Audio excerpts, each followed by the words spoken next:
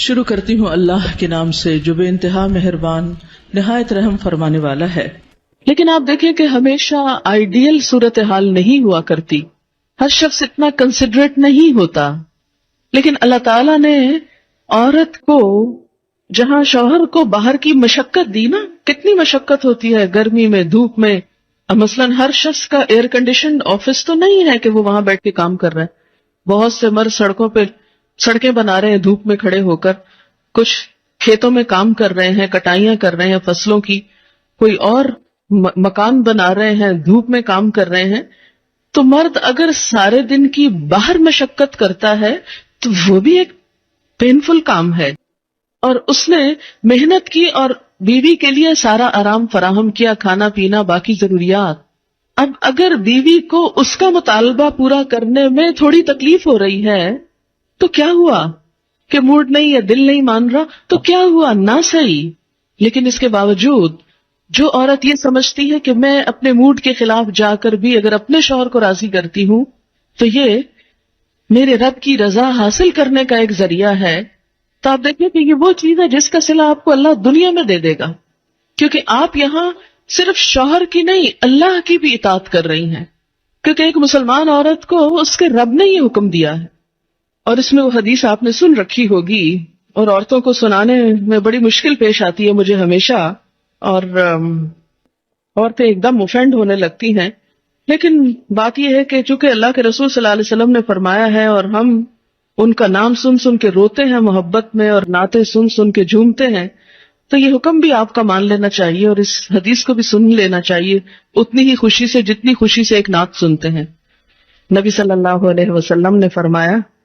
جب مرد اپنی بیوی کو اپنے بستر پر بلائے اور وہ نہ آئے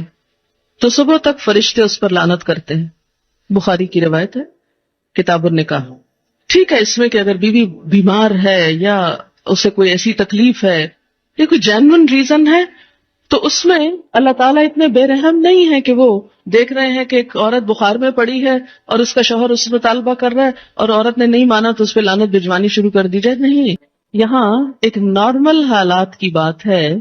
ایک عام حالات میں ایک عورت اگر اطاعت نہیں کرتی یا بات نہیں مانتی، پر اسی لیے ایک اور حدیث ہے، حضرت ابو ہریرہ کہتے ہیں کہ آپ صلی اللہ علیہ وسلم نے فرمایا، اگر عورت کا خاوند اس کے پاس موجود ہو تو وہ اس کی اجازت کے بغیر نفلی روزہ نہ رکھے۔ تو گویا شوہر کی اطاعت نمبر 1 عام روزمرہ زندگی کے کاموں میں کوآپریشن، اطاعت بمانا کوآپریشن ہے،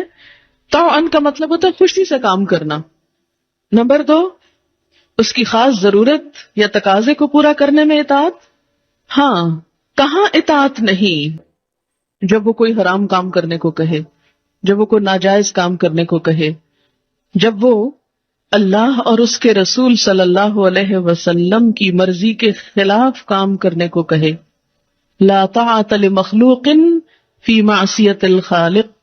مخلوق کی اطاعت جائز نہیں خالق کی نافرمانی میں۔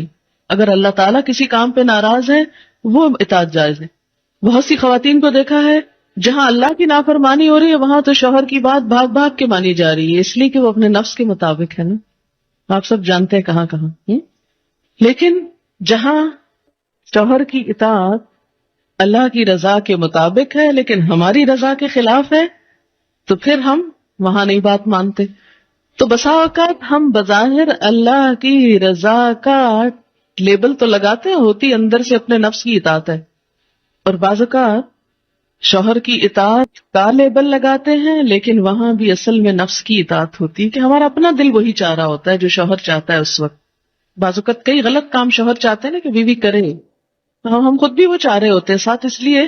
آڑ لے لیتے ہیں جی شوہر نہیں مانتے، مثلا سر ڈھکنا شوہر کو پسند نہیں، کیا کریں، اب شوہر کی اطاعت بھی تو اللہ ہی نے کہا ہے۔ یہاں شوہر کی ہم 100% اطاعت کو تیار ہو جاتے ہیں کیونکہ اندر سے اپنا دل جو ساتھ ہے،